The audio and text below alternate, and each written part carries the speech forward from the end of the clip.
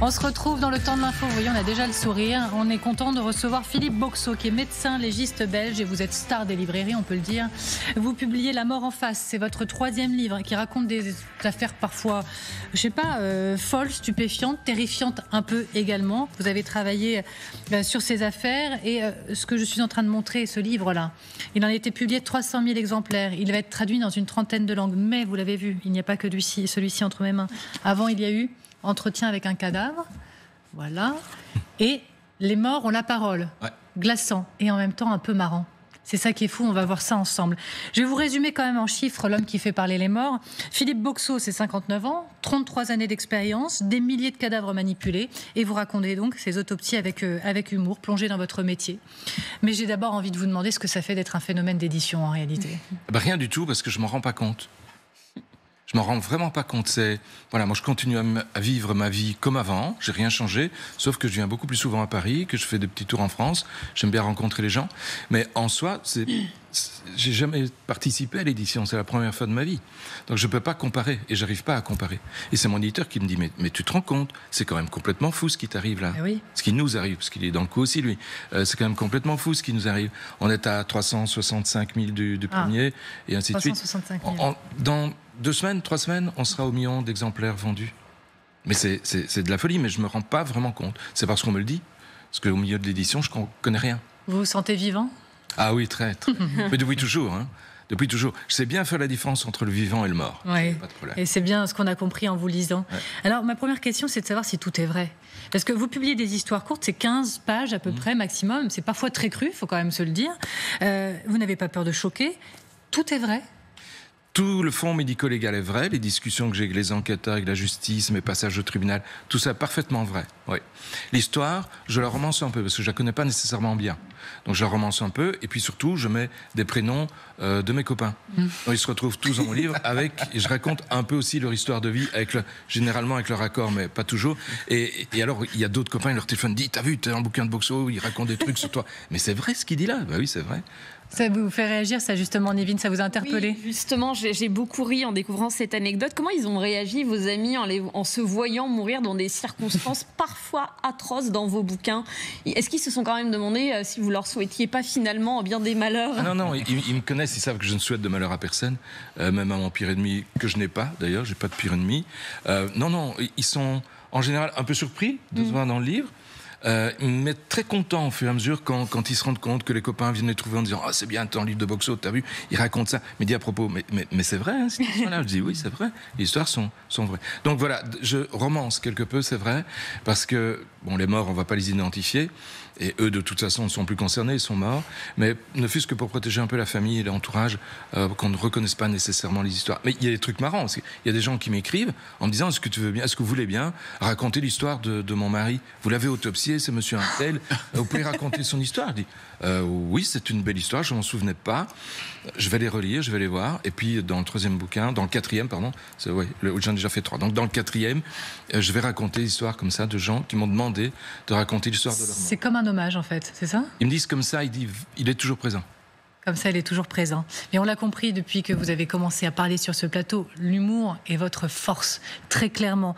Mais pourquoi l'humour ? Et puis surtout, l'humour, quand on parle de mort, ça peut choquer certains. C'est à manier avec beaucoup de prudence, avec beaucoup de précaution. Oui. Alors, si ça choque quelqu'un, il n'a qu'à pas me lire. C'est sa liberté totale, et moi, je ne pleure pas pour qu'on lise. Je suis content de ce qui se passe, mais en même temps, c'était pas mon but. C'était un moyen plutôt d'attirer l'attention sur mon métier. En fait, écoutez, c'est très simple. C'est un bouquin belge, écrit par un Belge, publié par un éditeur belge qui parle de la Belgique. Plus belge que ça, c'est difficile. Et ce que je voulais, c'est qu'on comprenne ce qu'est mon métier, parce qu'on ne connaît pas, c'est un métier de l'ombre. Et par là, que ça retombe sur le gouvernement, sur nos gouvernants, pour qu'ils se rendent compte qu'il y a des choses à faire pour nous, parce qu'on est en train de mourir. Pour un médecin légiste, mourir, c'est quand même un peu le comble, mais c'est ce qu'on est en train de faire. Et puis, il y a eu un engouement là derrière auquel je ne m'attendais pas. Alors, ma façon de parler, ma façon d'être, ma façon de m'exprimer, de donner cours à mes étudiants, c'est avec beaucoup d'humour. Je ne sais pas faire autrement, je ne vais pas mettre à pleurer. Alors, il y a des affaires absolument surprenantes. Je donne un tout petit exemple. Le cas de cette sexagénaire qui a été égorgée par le pitbull de son fils en allant le nourrir, alors qu'elle le faisait extrêmement rarement. Et ça, vous le découvrez en travaillant sur ce corps. Mais quelle est l'histoire la plus folle que vous ayez en tête? Dans toutes celles que vous avez pu écrire et publier, que vous écrivez et allez publier, quelle est la plus folle de toutes? Elles sont toutes complètement folles. Et on exhume un gars pour le transférer dans un autre cimetière, on se rend compte qu'il y a un autre à côté de lui.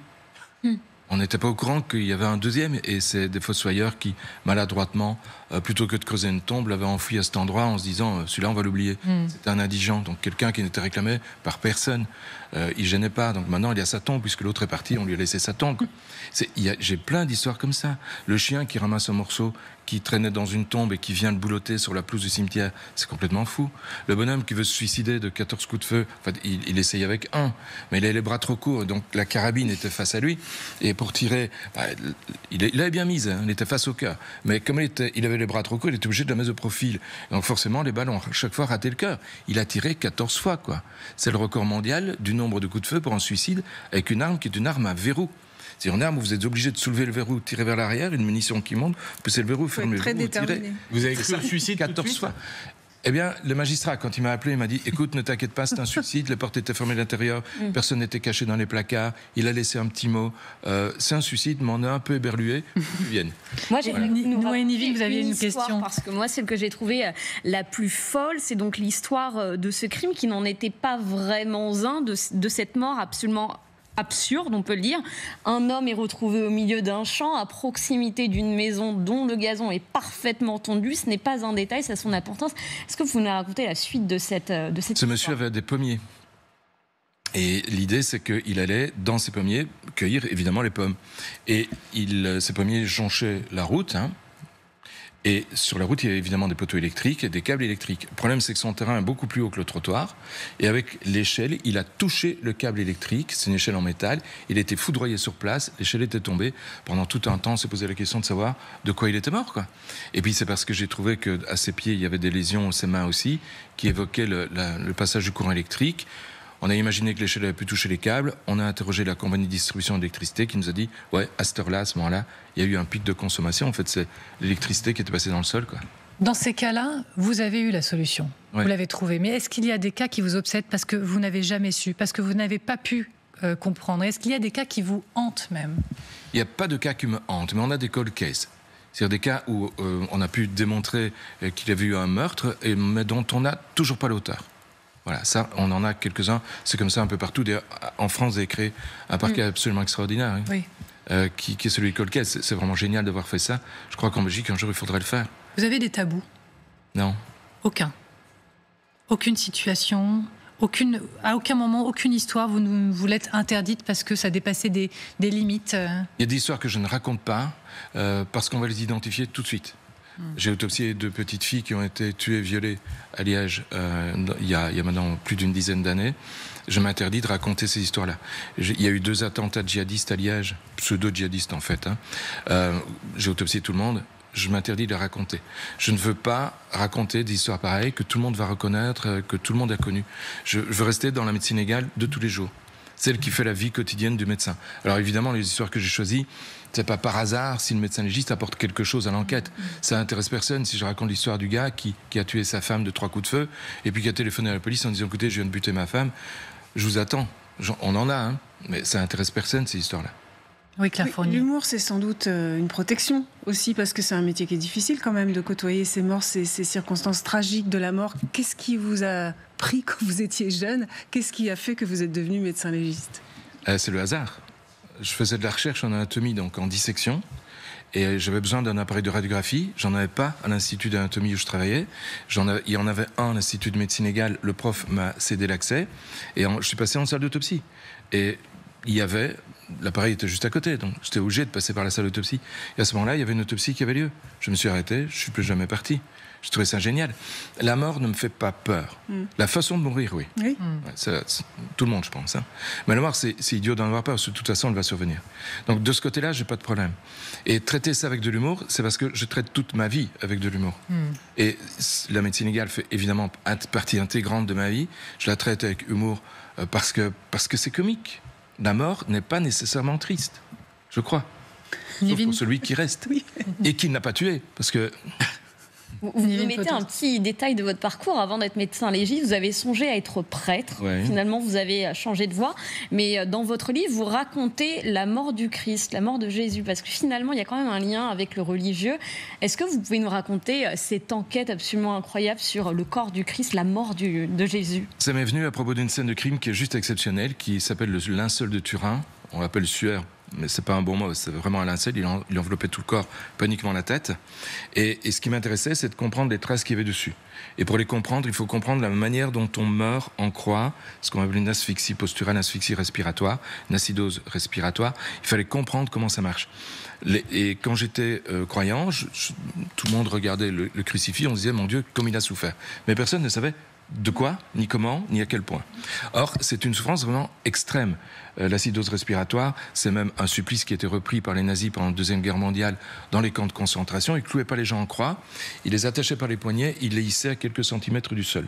C'était largement suffisant. Au bout de 2-3 heures, le type était mort, dans des douleurs importantes, type crampe.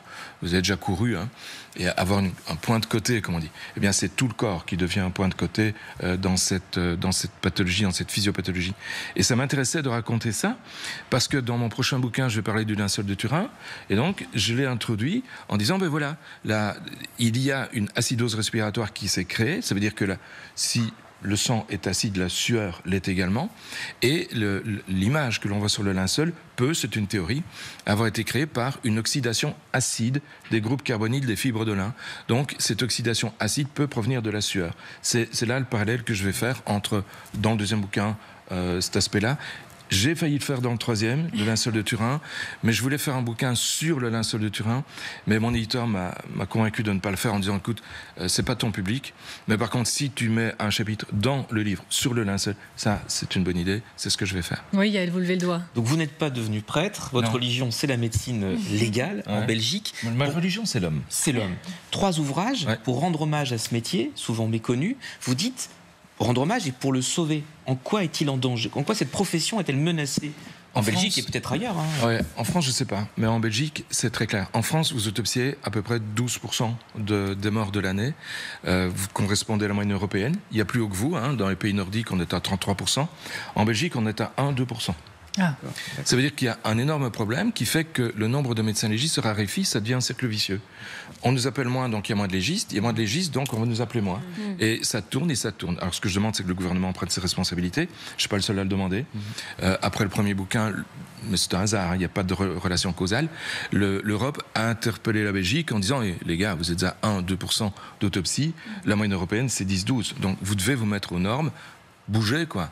Et j'ai l'habitude de dire, lorsque je fais mes conférences avec un peu de cynisme que j'aime bien faire, écoutez, ça veut dire qu'en Belgique, on autopsie moins qu'en France. Ça veut dire qu'il y a une étude qui a été faite par l'Université libre de Bruxelles qui démontre qu'il y a entre 70, je fais la traduction là, entre 70 et 80 meurtres par an qui passent au bleu en Belgique. Et donc je dis dans mes conférences en France, mais venez tuer en Belgique, vous avez moins de chances d'être pris qu'ailleurs. D'ailleurs, vous dites que vous avez trouvé la méthode parfaite, le crime parfait existe. Voilà, exactement. Voilà, vous la connaissez, alors en exclusivité sur LCI, est-ce que vous voulez bien nous la livrer, cette méthode Attendez, parfaite? pardon, je vais réfléchir parce que j'ai quand même une responsabilité de maîtrise de cette antenne. Si vous délivrez les règles de crime parfait, je ne sais pas si c'est bon. Non, vous n'allez pas accepter. D'accord. Ça. Mais alors, votre métier, vous dites que vous écrivez parce que vous voulez qu'il soit un peu mieux connu. Il y a combien de séries télé qui montrent des médecins légistes dans plein de situations? Tout est faux, on fantasme votre vie, on vous voit parfois très seul, vous les médecins légistes dans ces séries, avec quasiment des frigos derrière vous et tout est en alu et on vient vous voir une fois par semaine pour parfois faire une confidence. Et pour nous arroser un petit coup. Ouais. Ou alors vous arroser. Alors, mais qu'en est-il de votre vie, de votre quotidien? C'est quoi la vie du médecin légiste? Alors, le médecin légiste est de garde, donc il attend le cas. Nous, on reste à côté de notre téléphone en attendant que ça sonne. Et puis, une fois qu'il sonne, on va voir le cadavre là où il se trouve. On donne un premier avis au magistrat. Si on conclut au fait que, ben voilà, c'est peut-être bien un meurtre ou c'est franchement un meurtre, le magistrat va ordonner l'autopsie, on fait l'autopsie. Mais pour ça, il faut qu'on nous appelle. Et on nous appelle de moins en moins. Et comment vous gérez vos émotions? Est-ce que vous arrivez à toujours gérer vos émotions? Ça, j'ai jamais eu de souci avec ça. J'ai jamais eu de problème, sauf avec les enfants. Quand vous faites une autopsie d'enfant, c'est difficile, mais c'est difficile pour tout le monde. Ça veut dire que tout qui est dans la salle d'autopsie partage cette même difficulté. Et c'est une difficulté qui est moins dure à supporter quand on est quelques-uns. Alors, on prend de la distance avec le corps, c'est-à-dire que j'ai coutume de le déshumaniser. Ça veut dire que j'imagine bien que c'est un être humain, je ne vais pas faire autrement, mais j'imagine pas nécessairement qu'il a vécu. Et ce n'est qu'après, quand je rencontre la famille, quand je la rencontre, si elle veut et si le magistrat veut bien, c'est pas toujours le cas et c'est pas toujours évident. Quand c'est un meurtre, 80% des meurtres sont commis par des proches. Donc vous avez quand même une chance sur quelques-unes de parler au meurtrier. C'est toujours un peu touchy. Alors à ce moment-là, il devient humain. À ce moment-là, il acquiert une personnalité que je ne lui avais pas donnée aussi longtemps que je travaille dessus. Je peux vous poser une question qui est presque un peu intime. Moi, je juge qu'elle est intime en tout cas. Quel est votre rapport à la mort? Je veux dire, est-ce que votre rapport à la mort a évolué avec ce métier? Est-ce qu'il évolue encore au fil des tragédies que vous rencontrez? Et est-ce que votre rapport à la mort est aussi décomplexé que votre manière d'en parler? Ah oui, j'ai vraiment aucun problème avec ça. Pour moi, c'est naturel. De voir un mort, c'est devenu quelque chose de tout à fait naturel. Au départ, c'est une forme d'excitation, parce que au départ, quand vous commencez la médecine légale, vous savez que vous allez vers un interdit, vers quelque chose que tout le monde ne fait pas. Tout le monde n'a pas la possibilité de rencontrer des morts dans sa vie. Et moi, je trouvais ça excitant au début, au tout début. Et puis là, maintenant, c'est devenu une routine. Et voir un mort, c'est quelque chose de normal, de naturel. Et la mort est devenue, pour moi, je l'ai bien intégré, un phénomène terriblement naturel. Et je dois avouer que si j'avais eu une angoisse par rapport à ma mort au début, et c'est bien possible, je m'en souviens pas, elle a complètement disparu. À force de la côtoyer, je me rends compte que c'est pas si terrible que ça. On avait encore beaucoup de questions à vous poser, Philippe Boxeau. Ouais. Je vous remercie beaucoup d'avoir été avec nous, c'était passionnant. Et je le rappelle, La mort en face, c'est celui-ci, mais vous avez également Les morts ont la parole et Entretien avec un cadavre. C'était passionnant. Merci à vous. Bonne continuation. Merci à vous de nous regarder et n'arrêtez pas, restez sur LCI. C'est 12-15 de Christophe Moulin.